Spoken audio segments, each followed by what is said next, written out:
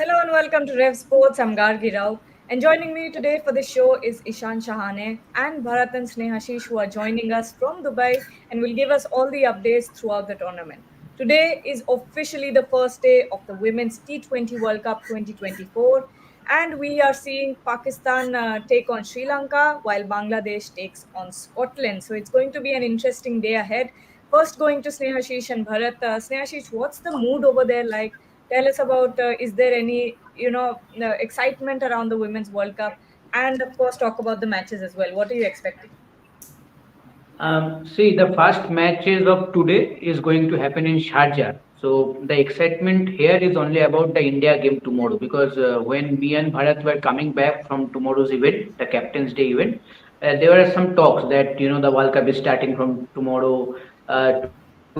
That India, Sri Lanka are one of the better teams from Asia and all everyone, but also they named also Australia and England also. So I think people are aware of the World Cup, and I think excitement starts from Oh, I think tomorrow here in Snehashish, Dubai, I think, because the matches are going to happen in talked yesterday also. The event was pretty good, Snehashish, just a and second. all captains were eager to to kick off the. Hello. Your stream was going crazy. Continue now. Okay. Okay. So I so I was just saying that the matches in Dubai are going to start from tomorrow. But yesterday the event was pretty good. The media interaction that the captains had, they looked eager to kick off this tournament, and hopefully two good matches we're going to see on the first day itself. Let's see how the matches go today. Bharat, what about you? We're also going to see, I think, the Indian team practice today, if I'm not wrong. Yes. And of course, the two matches that are there. What are your expectations? See, first of all, we have to consider this is a neutral winning. If it was in Bangladesh, obviously, the home team itself would have got some support. So, because it's a neutral venue, there would be comparatively less excitement. Yeah, India-Pakistan game, you expect a good number of people to come here. Yeah, India are going to practice today, and hopefully, because they're going to play under lights, hopefully it will really help them because they didn't play much under lights in Bangalore, whatever they practiced. So, from India's point of view, it will be good. And as far as the two matches are concerned, Bangladesh might get some support from expatriates because in Sharjah you tend to get some Bangladeshi fans because enough Bangladeshis are there, in especially Sharjah, more than Dubai, one more than Dubai. One Bangladesh captain Nigar Sultana said that they might get some support in Sharjah.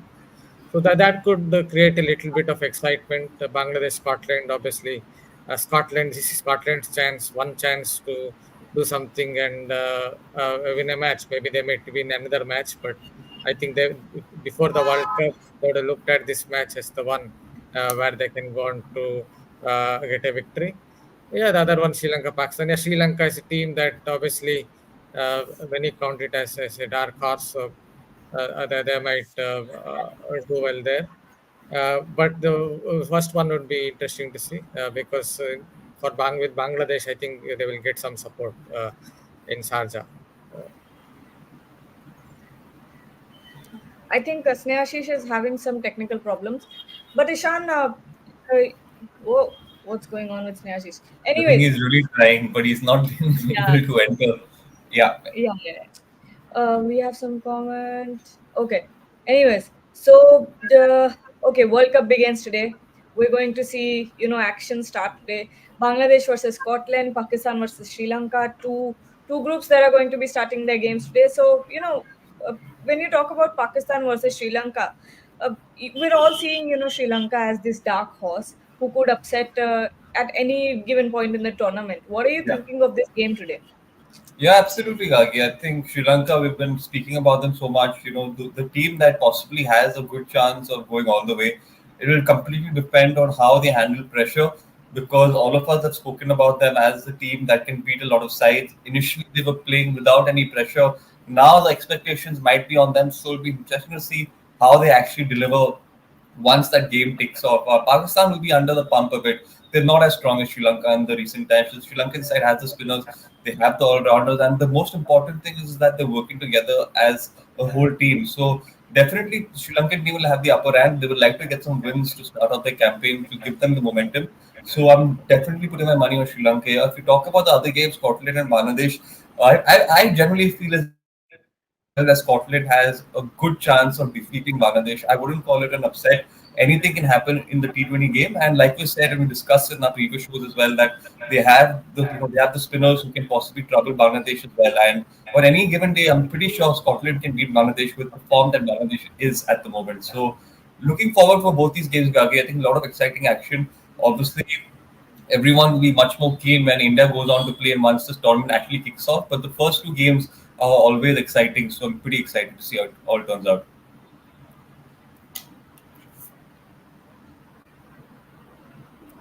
Yeah, so Snehashish is back finally after trying for about, I think, 10 Yes, times. indeed it should. Internet issues, yes. Snehashish, Bharat spoke about the conditions at Sharjah. What are your observations, and how could this help what teams do you think would these kind of conditions help the most? See, I think the condition. I think in this current condition, I think spinners will come into play for definite. That is definitely. And because I am in Dubai and in this ICC Academy, in the warm-up match also, we saw that Indian spinners how they bowled.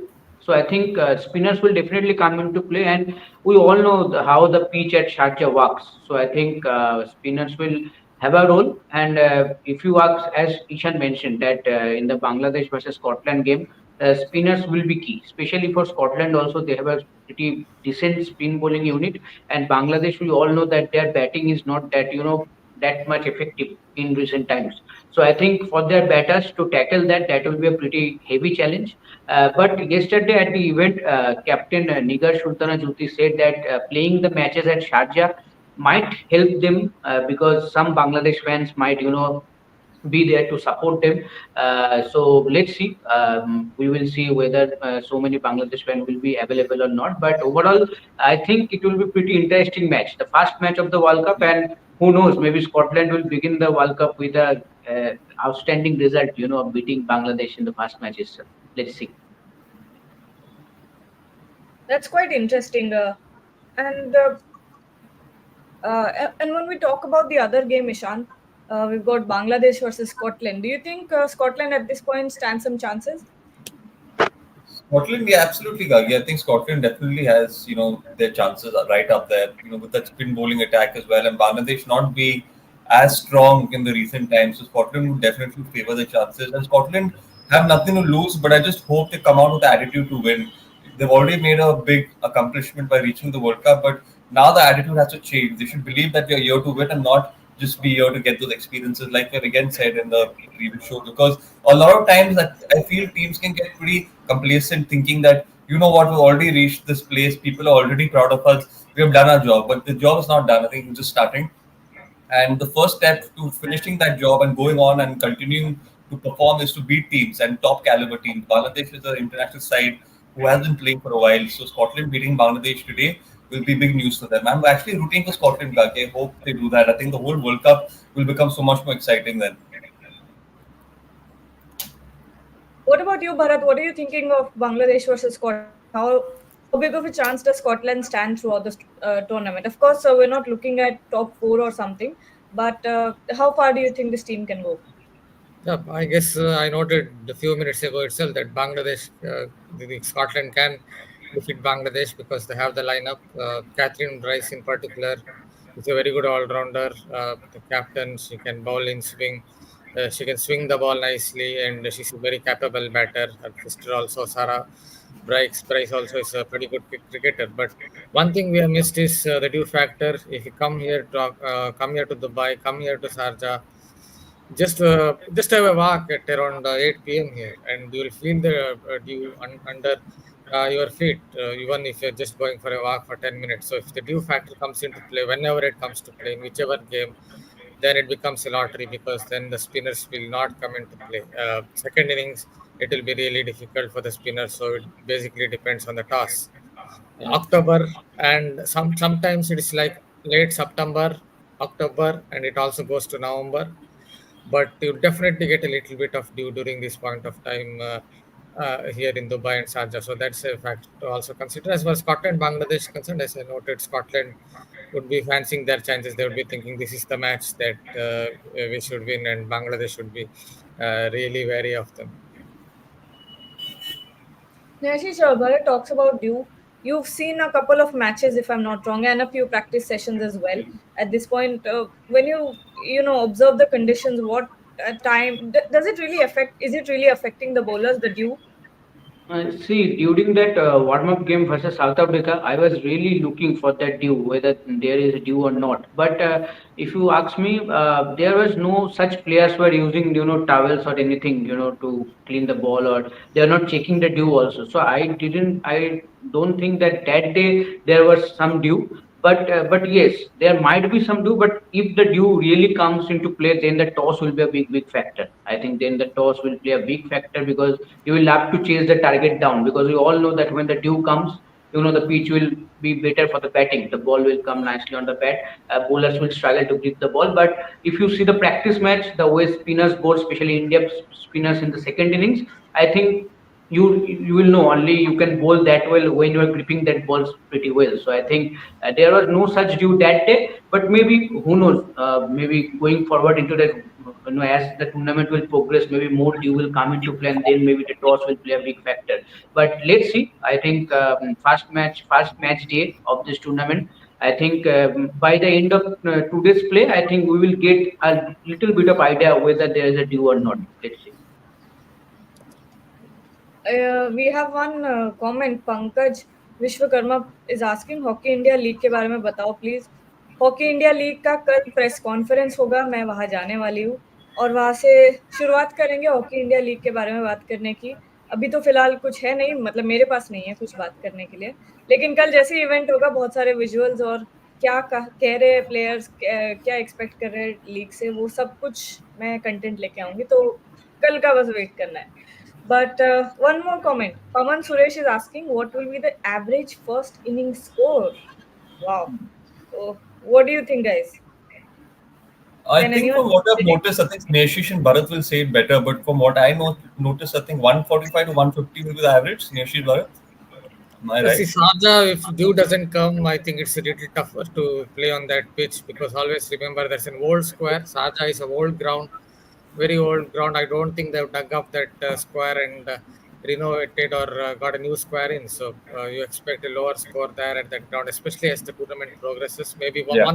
one plus two matches you might see decent scores because there would be the pitch would be quite fresh and it's a small ground, so it's easier to hit. But as the tournament progresses, especially in Sharjah, I think the scores will be low. Dubai might be around 150, 140, 150, Yeah. little higher, around 150. But in Sharjah, I expect only scores of around 130, especially as the tournament progresses 120, 130, because of the world square. I don't see after 4 or 5 matches, three at least a couple of matches, I don't see this Sharjah pitch really helping the batters.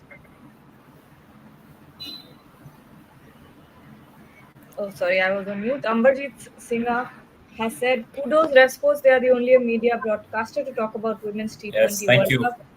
Well, we have two reporters there, so lots more coming. But Snehashish, over to you now. Let's talk about the Indian camp a little bit. There was some injury concern. Are there any updates about that? Not such because yes, during that warm-up game, I tried to get to know that whether there is some injury or something. But I think when the It injury was in Shreyanka, this, right? yeah. I was telling about that only. But Shriyanka looked pretty well. The way she bowled, and especially she took the wicket of Laura Woolward also. It was a brilliant delivery. So I think over and she took some excellent catches also. Diving forward and all. So I think seeing all that, I also thought that there is no such scare of injury. And I also talked with one or two guys in the team. They also tell that everything is fine, and team are really gearing up for the World Cup, and they are confident enough that they will start the match against New Zealand on a good note. But overall, I think the injury scare is not there. I think the team is okay. But they are looking to improve some areas that they also mentioned, especially what we have discussed also earlier, that the fielding and all, and especially the opening batting. because they are trying a new setup, using Harmanpreet Kaur at number three, and what helps to bring, Jemima Rodriguez at number four. But overall, I think there is no such injury scare ahead of this New Zealand clash. Now, because we talked about Jamima Rodriguez Number four. at number four, I was looking at the comments. Saurabh Kumar is saying nobody cares about women's cricket. Everybody knows Australia is winning. See, no, anything can happen. I'm Anything can convinced happen. Australia won't win this time now. I'm See, convinced Australia can't Ishana win this is time already said. now. After this comment, there's not a chance. No, this has to happen for women's cricket that this Yeah. World Cup is won by anyone other than Australia, and it should be Indian cricket. I just think so because if I that Exactly. don't doesn't think it'll be Australia this time, but actually, I feel we might see another winner. Like, do you guys think the same? could be, Yeah. very well could be. Yeah. So I was asking about what was I asking? Yes, Jamima Rodriguez at number four. Harmanpreet Kaur. There was a lot of what do you call it? There was a lot of conjecture about whether Dayal and Hemalata would come in at number three, whether it would be Jemima, whether it would be Harmanpreet Kaur. But now, after the two warm-up matches, we've seen that it's obviously Harmanpreet Kaur. We've all seen the signs that are there. But Ishan, at this point, if Harmanpreet Kaur is coming in at number three, and suppose they take in Dayal and Hemalata in the squad and push her down the order, we've seen that that can be a little disastrous for the team because Dayalan is much better on top of the order and not, someone who can go bang bang. But Harmanpreet Kaur is very well suited for that kind of a game. Do you think this combination is really working out for India? Well, I think Gagi, eventually the number three spot is so important that they'll have to go with whoever they think is best suited for that number three position, because that number three position would help in dictating the next few overs. If you lose an early wicket, you want a batter who can pace the innings and take the team through to a position where they can come back in the game. Or if the team is already off to a flying start, a batter who can continuously pick up the ante and make sure that they continue playing with some freedom. So that number three position is extremely important. I think whoever they end up going with eventually for the World Cup games will have to take massive responsibility, because it's a break or make sort of positions. I completely agree with the point you're making that obviously there might be other batters better suited for that position. So eventually, I think the team management will have to decide that we need to play all our better batters as soon as possible and make sure they all bat up the order. We've already seen it in the past that at times team management likes holding some of the batters for the end overs, which isn't really necessary. So the key goal, I think, should be use all your best batters as soon as possible, number three, four, five, and then after that, whoever's remaining, they can come later on. That's the way to approach. We have a comment here. Uh, Tamogna Basu. Why is Poonam Yadav not included in the squad? No other proven leg spinner in the squad. Asha Shobna is there, but inexperienced at this level and not younger.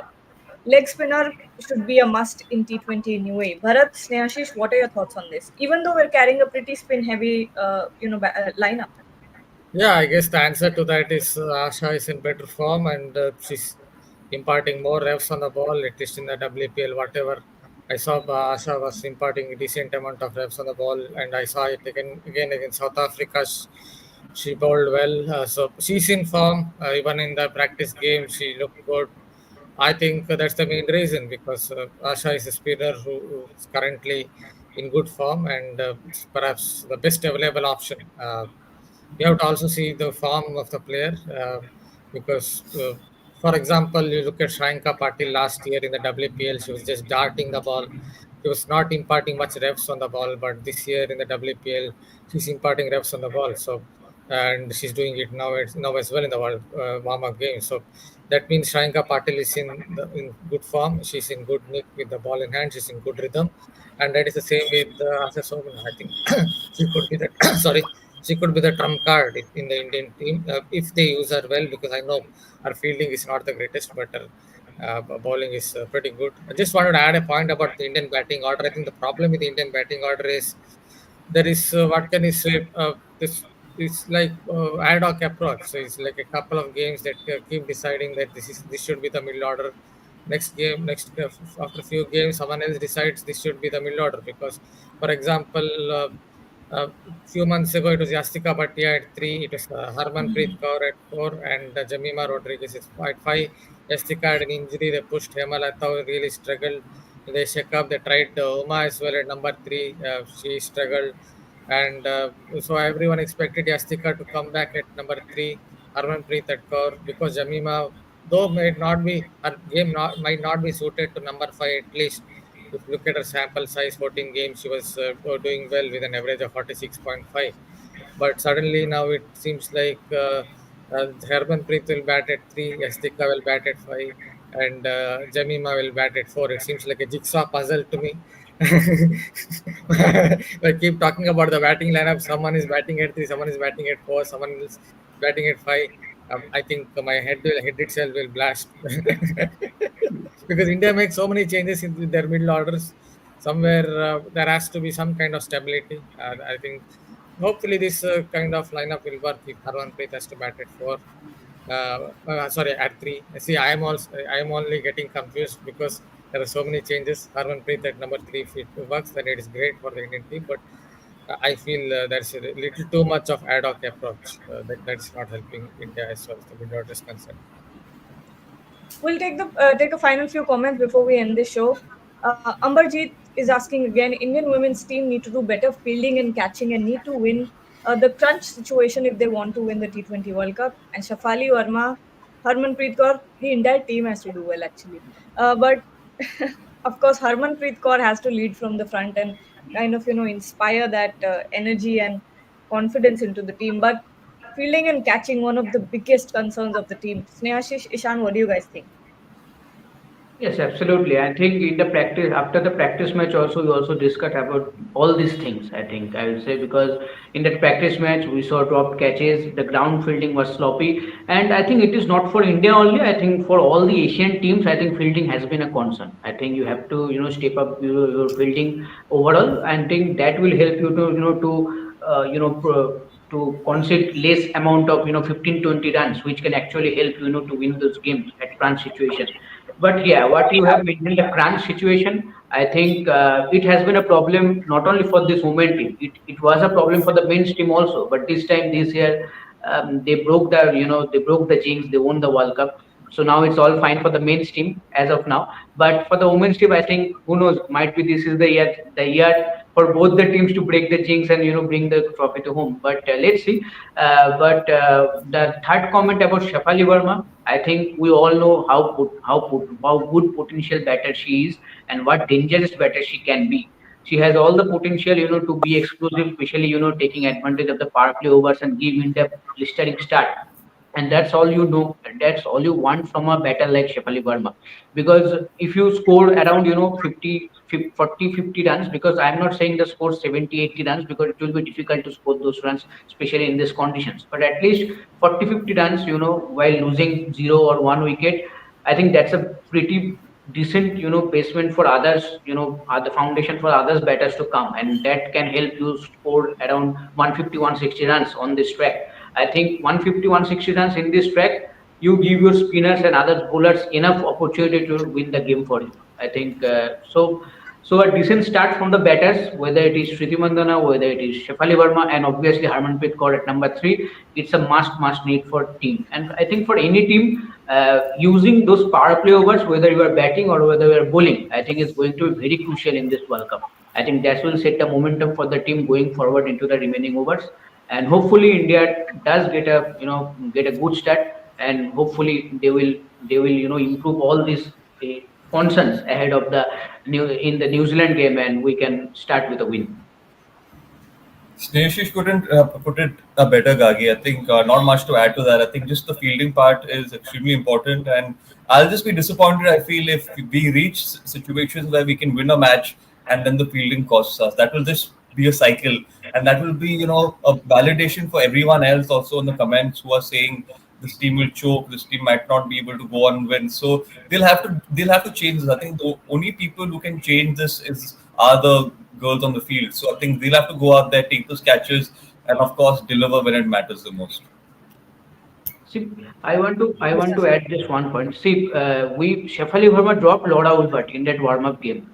So until Lord Albert was there was a high chance that South Africa would have won that game because the way they have batting, they are batting very sensibly, going at the par with the required rate because they are calculating, I think, pretty decently and going at the target. But once Sriyanka Patil got the wicket of Lord Albert, then all situations became crumbly for South Africa, and they did it from the chase. But I think it was a warm up match. If you would have lost that game, would have that match affected because you were preparing for the World Cup. But the same thing you are happening in the in a group game. You know a easy catch and you are dropping Elisha Haley in Australia game. So and it could have cost you the game, and it could have cost you the chance of getting progressed into the next round. So I think all the small mistakes should not be repeated, and hopefully Harmanpreet Kaur mentioned in yesterday's event that all the small mistakes we have been notifying, and we are trying to rectify this so that we will not repeat in the main matches, and hopefully we'll have a better start in the tournament. Yeah, we just had a one point to it about fielding. I'll go back to the Asia Cup final.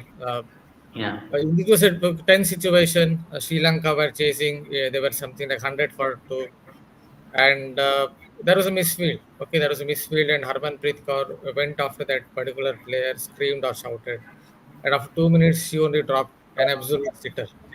And that is not something the best thing I have seen because it's a T20 match, and in T20 match there will be a lot more tension because the tempo of the game is such that uh, players would be a little more tense compared to a test match where you're playing over 5 days and some batters would be leaving outside off. So the tempo of the T20 cricket is very much different, and if you scream, shout, then it usually leads to more mistakes. You can look at the 2019 World Cup final.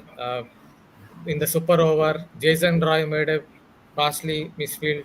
New Zealand took 2 runs. Ian Morgan didn't say a word at all. Absolutely no word. He just saw him and he didn't say a word. Next ball, again Martin Guptill from Martin Guptill. It went to Jason Roy. This time he collected the ball cleanly and there was a run out. I have a feeling if Moyen Morgan had gone after Jason Roy, screamed and shouted at him at that point of time with so much tension around, most likely, though Jason Roy is a good fielder, could have made a mistake next ball also and England would have lost that match, and that is for me good captaincy. And I'm not too sure Harmanpreet Kaur did it right in the Asia Cup final by screaming and shouting as much as she did because it led to more errors. Yeah, Fielders were like little. First of all, they were tensed because it is such a close match, and they got even more tensed, and there were more lots errors. of pressure. Yeah. Yeah.